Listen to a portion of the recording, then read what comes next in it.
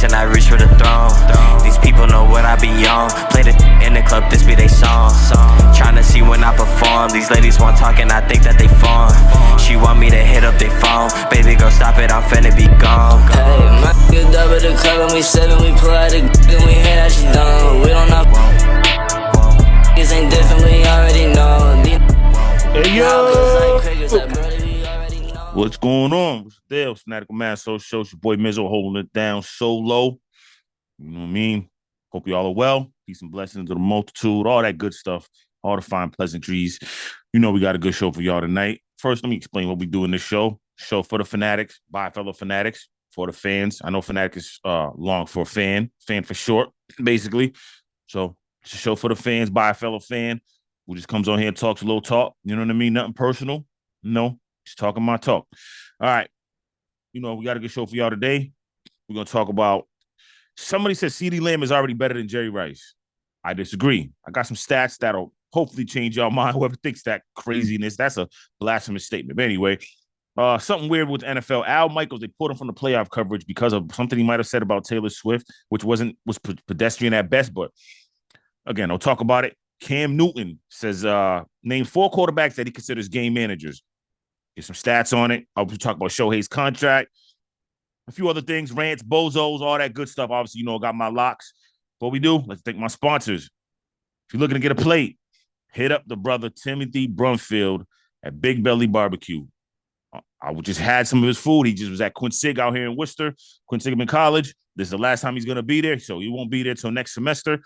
Fried lobster tail, lobster mac and cheese. He has regular mac and cheese, Cajun wings, fire. I'm telling you, I recommend it. Go get you a plate, hit him up. Like I said, he does catering and everything else. Good dude, good brother right there, man. Support that brother, man. Appreciate him for supporting me, being the sponsors. Yeah, Big Belly Barbecue. Also, if you're looking to get some clothes, hit up the good brother Charles Price, aka C's Black. He's out in Southbridge, 22 Hamilton Street, Southbridge, Massachusetts. His store is called Young Fly Forever. He's also got the website, www.youngflyforever.com. All kinds of clothes you want for kids, young men, young women, men, women. He's, like I said, he's got 3-piece suits for the men. So, you know, whether you're trying to get into the boardroom or you just going out looking casual, he got you. Hit him up. All right, and as always, like, subscribe, share, comment, support the movement. All right, let's get into it. So Brandon Staley was fired on Friday morning after that demolishment by the that's not even a word, but you know, after they got their asses whooped by the Raiders on Thursday night. I had the under. The under was 35. Yo, over under was 35. The Raiders put up 63 on them. 63 points. Come on, man. This charge, and Brandon Staley's a defensive guy. Chargers got boat raced. And he's out. He should have been gone, in my opinion. I mean, his record wasn't bad, 48-24. Good record, but they just lost a lot of close games.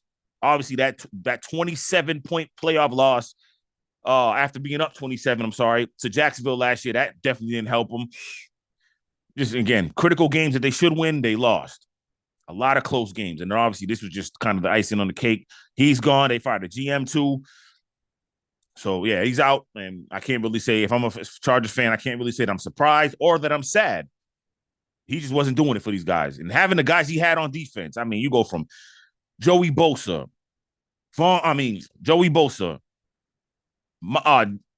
Khalil Mack, Derwin James. I mean, listen, they had a squad on defense.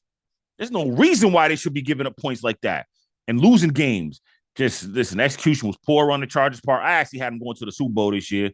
You know, that pick is over with. So, yeah, they're pretty much out of the playoffs, so he's gone. And then it also came up with it. Then a story came out, basically going off that with a story that came out this week about Bill Belichick. The Patriots already made up their mind. They had already made up their mind after the game against the Colts in Germany that it was it. They were going to part ways with Bill Belichick. Obviously, when asked about it, he said we're on to Kansas City. He did not address it. Kraft nor his son, Jonathan Kraft, have come out and basically confirmed it. And again, it's just, you know, basically it's an article from Yahoo Sports. They wrote about it, but I believe Tommy Curran, a local guy out here, was the one who kind of basically broke the news. So it got me into thinking what other coaches should and I think are going to be fired. So let's go down the list here. Obviously, Carolina, we see. I'm just going from the worst teams. Carolina's 1-12. They already fired Frank, right? So that's done. Patriots, Belichick. The report's saying that they're letting him go. I think it's time to let him go. We'll see. We'll see what happens. I don't, maybe they'll go with Gerard Mayer. We'll see. Arizona, Jonathan Gannon, he just got there. They're not going to let him go. They were competitive too. They're not letting him go. He's part of the rebuild. My team, the Washington Commanders, 4-9. Yeah, it's time. They should have let Ron Rivera go when they let Jack Del Rio go. In my opinion, they should have let him go. It's time to go. Obviously, the Chargers, see what they did with Brandon Staley. He's gone. Mike Vrabel, the Titans, 5-8. No, Mike Vrabel's a good coach. That's on the GM. Hopefully they can rebuild it and get the Tennessee Titans back to where they are. But Mike Vrabel's a damn good coach. Jets, Robert Saleh, they're 5-8. I'm on the fence about that. I don't know. I don't think he should, but I think he could. I think he might, depending on what happens with the last few games. I think he could go. He could go. Bears and Matt Eberflus, I definitely think he's gone. For sure. Giants, Brian Daboll, they're also 5-8. I don't think so. It could happen, but I don't think they're gonna let go of Brian Daboll. I mean, the way they dropped off, I didn't think they were gonna make the playoffs anyway. Actually, I did pick them to make the playoffs after they made a couple splashes in the offseason. I liked them. At first, I didn't, but then when they made the moves they did in the offseason, I thought, okay, they could make the playoffs. They could do something. That didn't happen. A lot of pundits who picked them who predicted that they wouldn't make the playoffs were right. But I don't think Daboll goes anywhere. He's good. The Las Vegas Raiders, Antonio Pierce, I would take the interim tag off him and let him be the head coach. Give him a full off season and everything to prepare and kind of get his scout on, drafting and everything else like that, and then see what happens. But who knows? I think he should get it. I think he should get another year. The Saints, Dennis Allen. I think Dennis Allen's gone. They should have won this division. You had arguably the best quarterback in this division, and you're 6-7. Derek Carr has been, mediocre at best. Derek Carr has not been good. I had the Saints winning the division too. Derek Carr has not been good for the Saints. Dinged up a little bit, but he has not been good. Yeah, I think Dennis Allen's out. Nobody's talking about it, but I think so. I think he's out. If I'm a fan, I might be like, I wouldn't even care if they let him go. I don't think he's the coach. Then Atlanta, 6-7. Arthur Smith. I mean, they can still. The crazy thing is Atlanta and New Orleans, their division is so bad that they could both still win the division. I think Arthur Smith is gone if the Falcons miss the playoffs. I think he's gone. And then I'm gonna go with the Seahawks. Will Pete Carroll be gone? They're 6-7. They've lost, I think, 4 in a row, if I'm not mistaken. Let's look at them. Yep, Seahawks lost 4 in a row. I mean, I don't want to say Pete could go, but I think Pete could go. Like, if you keep losing, like if they was firmly in the playoffs. Now they lost 4 in a row. Yeah, I think Pete could be out. I think they could force Pete out. I think he could go. Pete Carroll. Rams, Sean McVay, 6-7. No, I think he stays. I mean, it's kind of rebuild. Yeah, they got to get some draft picks, things like that. I think he stays. Last but not least, I'm gonna go with the Tampa Bay Bucks.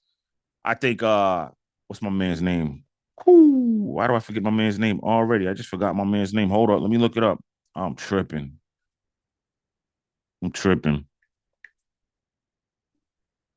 Hold up.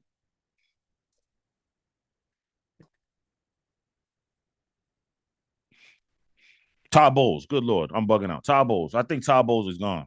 I think he's out. I think Todd Bowles is getting fired. Even though they weren't probably predicted to do anything, make the playoffs, anything like that, even though they still could. I think even if they make the playoffs, I think they make the move and Todd Bowles is gone. Sneaky one could be Sean McDermott with Buffalo, though. That could be a sneaky one where he's out. And also, Mike Tomlin might leave Pittsburgh because I think it's time. And if he does, I hope he comes to Washington. All right. Second topic.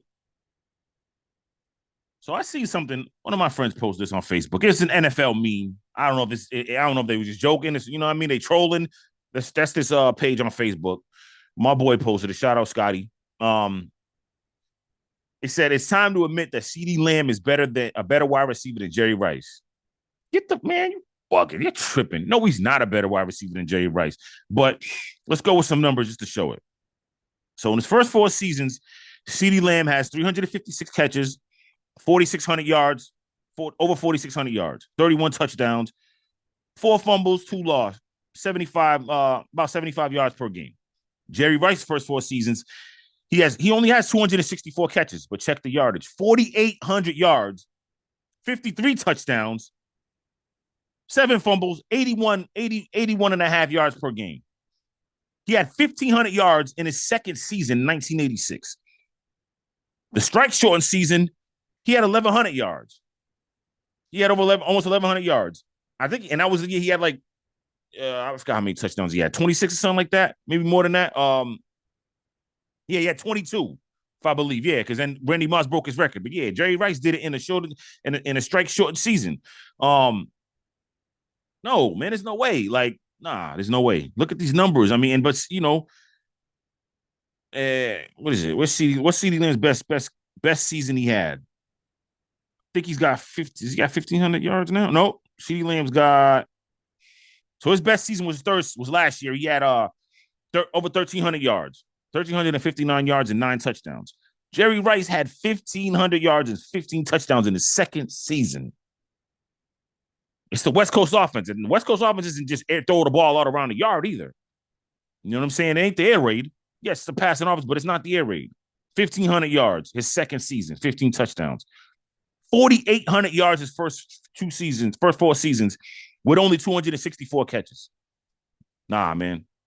Case improved. CeeDee Lamb's good. He's come on. He's definitely gotten better, and they're getting him more involved. He's doing his thing, but no, he's definitely not better than Jerry Rice. Let me know what you think. Comment, like, subscribe, share, do all that. But I definitely want to know what you think, but there's no way that CeeDee Lamb is better than Jerry Rice. No way in hell. All right. So here's some weird ish that's going on in the NFL. So Al Michaels was pulled from the playoff coverage because suppose he's not going to be in the playoffs. Hold on one second. He said in an interview with Sports Illustrated, Jimmy Triano, Michaels expressed his thoughts on maintaining a balance between focusing on the game and potential distractions, saying, what we're going to do tonight, everything in moderation. The vast majority of the audience are tuning in to watch a football game. This is not what we're going to do. There might be an appropriate shot or a couple, but for the most part, just in moderation. The game is still the more important element by far. That's our thought. After that, you sort of make it one of my favorite words, farcical. And they basically said he referred to her as a sideshow, calling Taylor Swift a sideshow. Again, I'm not trying to get at the Swifties. Swifties don't cancel me. I mean, I don't like them showing Taylor Swift all the time. Every time Travis Kelce scores a touchdown, catches a pass. I don't like it either. No, I don't think he should have lost his playoff spot because of that. I don't know if it's true or not. But if that is, man, again, there's another way of just NFL, again, just corporate media that you can't say anything nowadays in this world. Like Taylor Swift doesn't run the NFL. She's not the brand. She's not the NFL sponsor or pays these guys, whatever the case is. Why does it matter what he said about Taylor Swift that he could lose his playoff coverage, that he gets kicked off? I just think it's bogus if that's the case. For real, I think it's really bogus. And the NFL's doing that, man. It's crazy. But they're kings, so they do what they want. Do little things like this, and everybody still watches. But this is stuff like that should be called out. NFL, you're bozos for that. Straight clowns. All right, now let's get to the real topic, though. Cam Newton had a lot to say about 4 quarterbacks. Let's listen to what he said.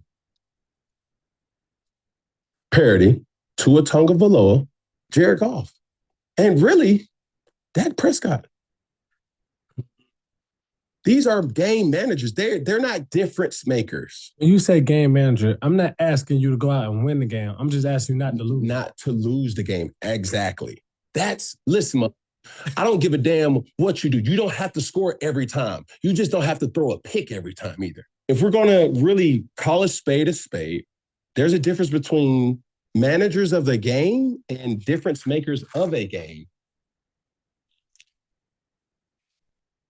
All right. So you just heard from Cam Newton.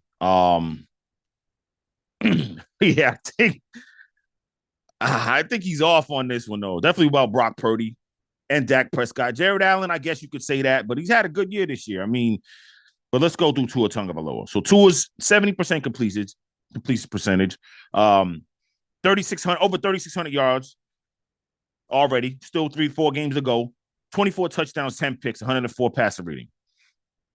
Brock Purdy, 70% completion percentage rating, Um, over 3,500 yards, 25 touchdowns, 7 picks, 116.9 passer rating. Brock Purdy's lighting it up. Jared Goff, 66.9 passer rating, over 3,400 yards, 21 touchdowns, 10 picks, 94% passer rating, quarterback rating. Dak Prescott, 69% completion percentage, over 3,500 yards, 28 touchdowns, 6 picks, 107.5 passer rating. Yeah. Yeah, I don't know. I think Cam Newton's off on this one. You know, if you want to say Tua could be because of, you know, when you see Tyreek Hill go out the game, the Dolphins' offense looked a lot different. That could have been just from adjustments. I mean, you lose your best player. Adjustments didn't get made fast enough or in time, to me. But I could see where he got a case in point on Tua. You know, let's see if we can run through Tua's numbers real quick before Tyreek Hill left. Before Tyreek Hill got there. Okay, so in 3 seasons, okay, so his first season, he only played 10 games. He's only played in 13 games, basically. He played in 13 games last year and the year before that, and 10 games in his first season. So in 2021, he had a little over 1,800 yards. 2020, I'm sorry. 2021, he had 2,600 yards. Remember, he got hurt. He missed a lot of games. He missed a few games. Obviously, last year with the concussions and things, he missed about 4 games.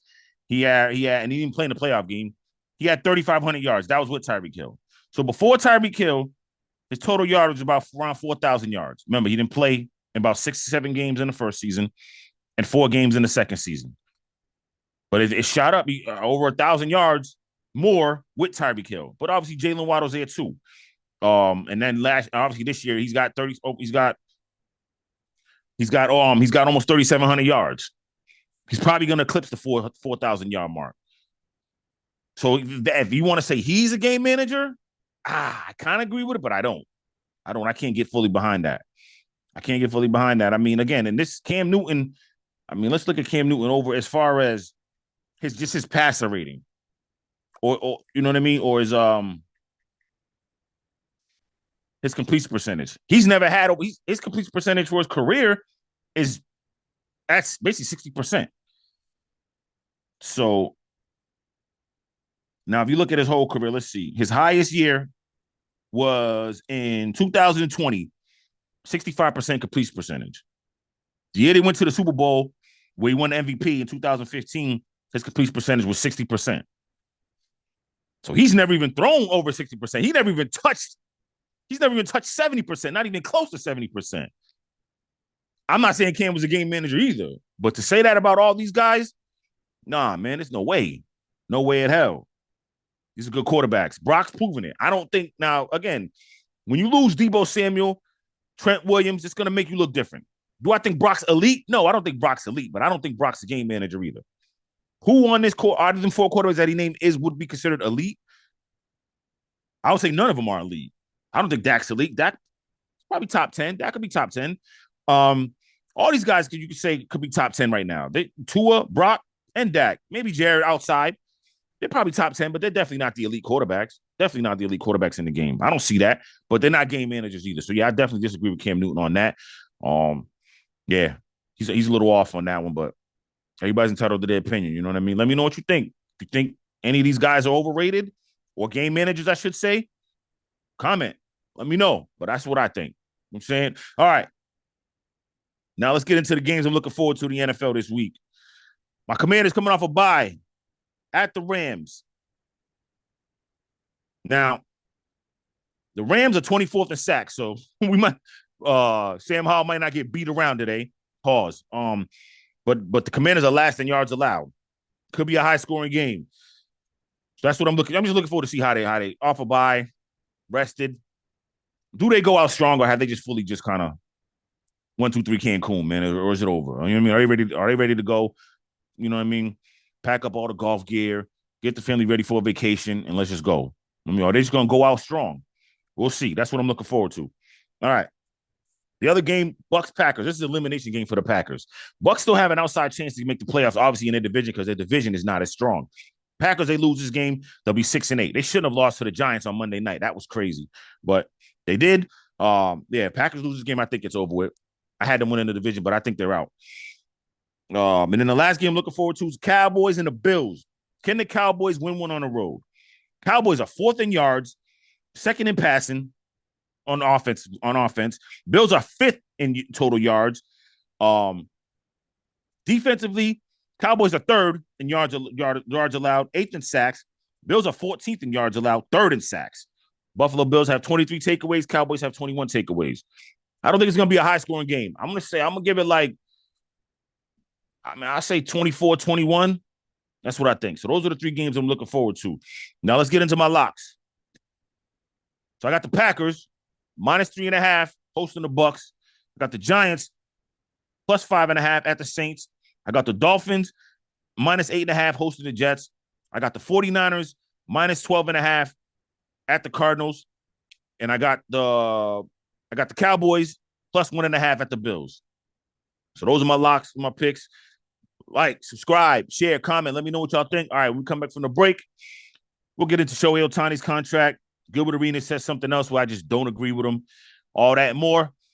Remember, like, subscribe, share, comment. Fanatical Massholes. Right back after this. Dripping, I drive, my wrist got a clog. Young fly forever, I just cannot stop. This John is a bop, her booty gon' pop. Copy some drip, cause I got me a lot. I've been super hot, I've been on the block. Dressed to the night while I'm sliding on ops. I gotta stay focused, it's up where I'm going. Show after show, you already noticed. And be clean while serving the fiends. Drip on my body, I shut down the scene. I'm done popping. What?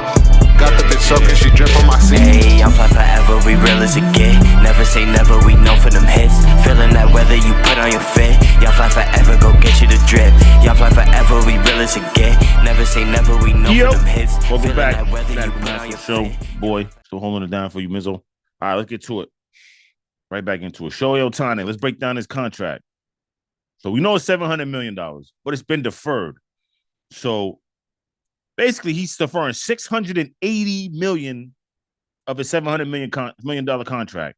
Basically, he's going to earn $2 million per year for the next 10 years. But obviously, the remaining compensation will be from 2034 to 2043, up until his 50th birthday. Oh man, that's crazy. That is crazy.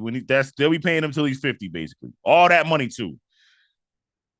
I mean, some people might think it's kind of, on some not Bush League, but dirty tactics, how they did it. And kind of was able to finagle that and do that. Because now they can just go out and they're not done shopping players. I mean, they just traded for Tyler Glass now from the Rays. And they're in on the sweepstakes for one man, Yamamoto. Dodgers in play, man. Dodgers alive still. You thought that would be it. Again, they got money anyway, but still, the $700 million, that would kind of, we got him. Now we really can't get too many more players, but they are in play for everybody, basically. Everybody's still in play for them with this move right here. Do I think it's corny? Nah, man. If you could do it and it's within the rules, shit, ain't nothing wrong with it at all, man. Nothing at all. They found a way to make this thing and jump to whatever loophole they can to be able to defer money and go get other players. Shit, big up to the Dodgers. Big up to the Dodgers. I wish the Yankees would have did something like that, but we'll see. The Yankees got to focus on keeping Juan Soto in the building. He's a free agent. Just traded for him. Let's keep him here. But let's go get Yamamoto. That's still the goal. Get Yamamoto. We need Yamamoto in New York too. Yamamoto with Cole, that's a 1-2 punch. That's a book it World Series for the Yankees. Book it World Series. Promise you they're going. All right. Gilbert Arenas.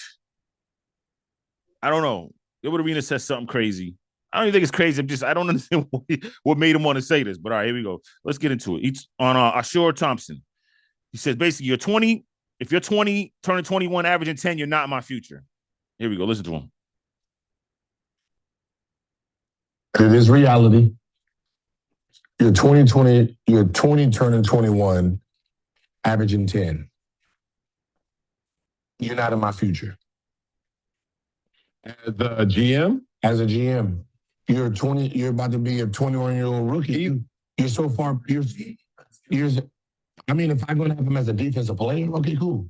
But I mean, if I'm going to say make him like a cornerstone, like he is the cornerstone of my future, who's 2021 right now? You know what I mean? Think about it though, if you, from what you just said. All right. That courtesy of ESPN and Sports Center from IG. Still, that's crazy, man. Man, come on, man. Because let's look at. Okay, let's go through Gilbert Arenas' numbers in his first year as a rookie. He averaged 10, 11, say 11, 3 rebounds, and 4 assists. Well, Shaw Thompson is one of the better defensive players in the league as a rookie. He's averaging 10, 8 rebounds, 2 assists. But it's in his first year. You know, I don't know how old Gilbert Arenas was. So maybe Gilbert Arenas was 18, 19. That's why he said that, because he obviously used the word, if you're 20, the words or the numbers 20, turning 21, you're not in my future.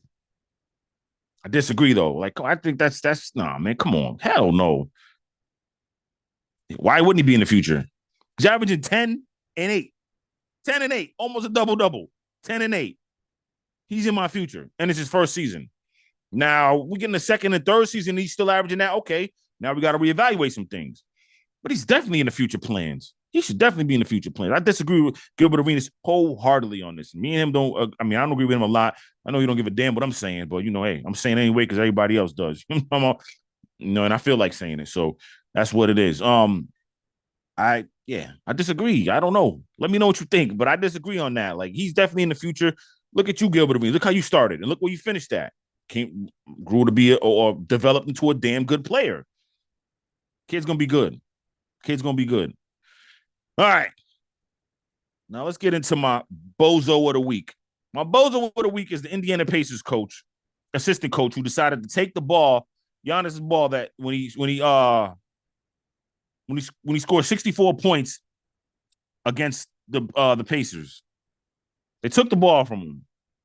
He took the ball, went in the locker room, forcing Giannis to run after the guy who took it, or just run it. You see Giannis running after he scored.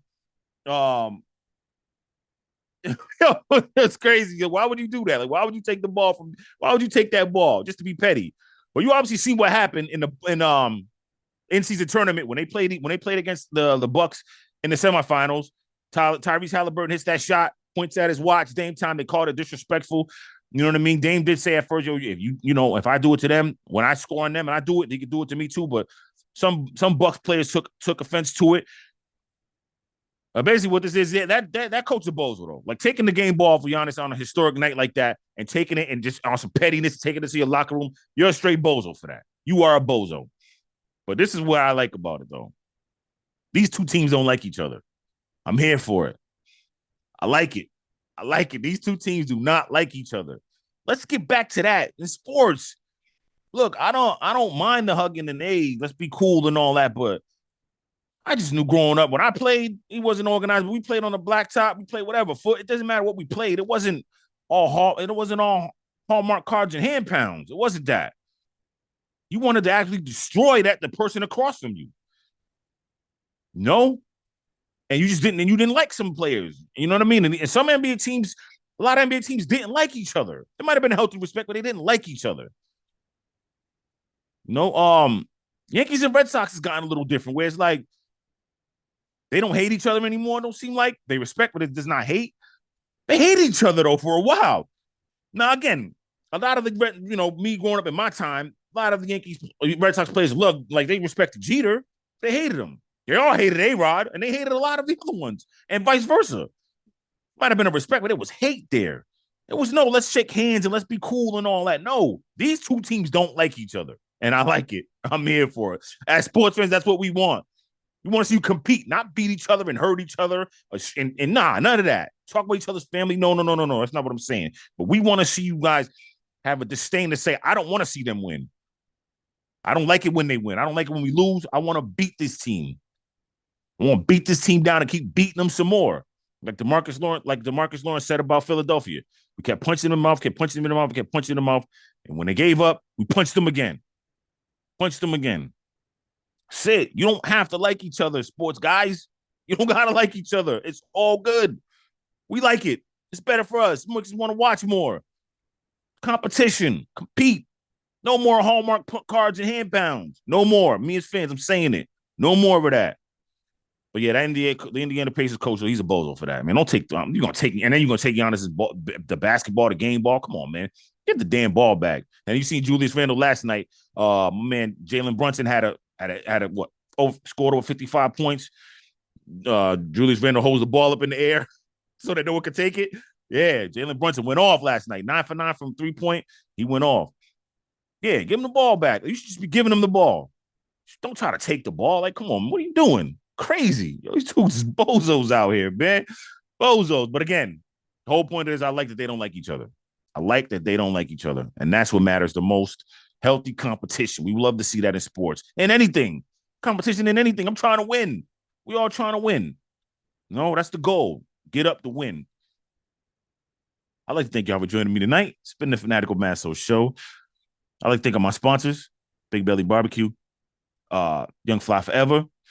Always remember to like, subscribe, share, comment. Y'all have a blessed week. I'll see y'all next week.